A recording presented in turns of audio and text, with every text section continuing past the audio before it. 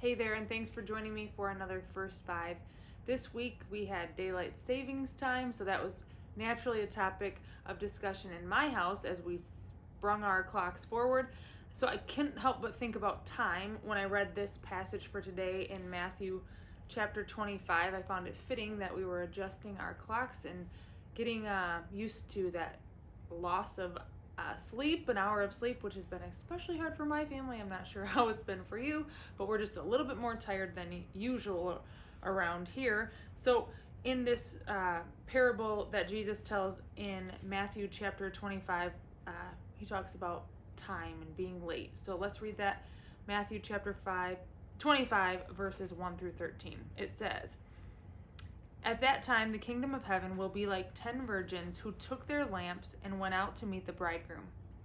5 of them were foolish, and 5 were wise.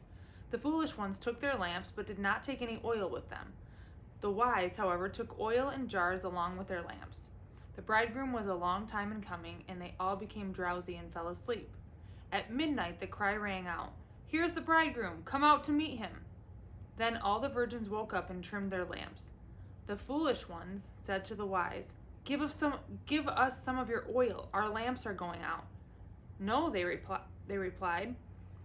'There may not be enough for both us and you. Instead, go to those who sell oil and buy some for yourselves.' But while they were on their way to buy the oil, the bridegroom arrived. The virgins who were ready went in with him to the wedding banquet, and the door was shut. Later the others also came. 'Sir, sir,' they said, 'open the door for us.'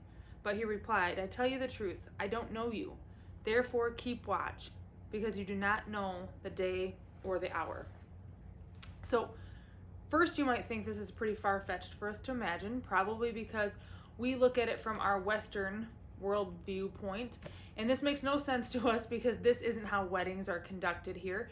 But actually, for the audience in that day and time that it was written, it would have been completely normal. This would have been a normal wedding scene if you were a Jew living at this time. Because when a couple got married in the Middle East, it wouldn't be unusual for them to even get married in the middle of the night, as we see here. But typically, the whole village would turn out to be a part of these festivities and to wish the couple well. And so people would line the streets and wait for the bridegroom, the man getting married, but nobody knew exactly what time that would happen. It was customary to send a man, as we see in the passage, along the street to shout, "Behold, the bridegroom is coming." But the trick is that nobody knew when that was going to happen. So it wouldn't be uncommon for the bridal party to fall asleep while they were waiting.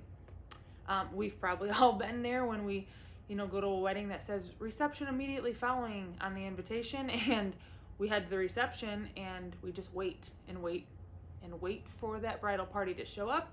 So we probably kind of understand what it's like to just wait for the bridal party to show up. But here we see that there's 10 ladies waiting.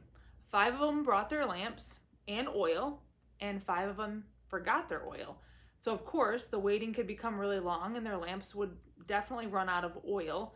So here's the important thing to know. Nobody would have been allowed on the streets after dark without a lighted lamp. So the people can't just huddle around one lamp and share the light. They have to have their own, and it had to be lit in order to be permitted to be on the streets. So also a good thing to know is that once the door of the ceremony had been closed, latecomers weren't allowed. So this isn't Connection Point Church where we're just, always strolling in late. The doors are open. That wouldn't really fly. That's not how it was. That's not how it was done. But what does this mean for us, right? So, one, I think it serves as a warning that we need to be ready. We need to be prepared for when Jesus returns. We don't know when that will be. We don't want to be caught sleeping, dozing off. We don't want to be caught off guard. We need to stay alert and be ready. But that doesn't mean we need to be anxious and stressed out. We just need to not neglect being prepared. We need to stay fresh in our walk with Jesus and stay close to him. Keep our eyes open. And 2, I think it serves as a warning that some things simply can't be borrowed. When the time came, the unprepared ladies, the ones without the oil, asked to borrow the oil from their friends, but they needed it themselves. so they couldn't share it. See, we can't borrow a relationship with Jesus from someone else. We have to have one on our own. So if you know there's a party, and if you know you're invited, and if you know you want to be there, we would be ready, right? So let's stay the course in our relationship with Jesus, even when we might get tired, even when we want to go to sleep, even when we're seeming like the waiting is just never ending and it's getting long. We need to stay faithful. We need to keep preparing, keep growing, because I guarantee it will be worth the wait. Have a great day.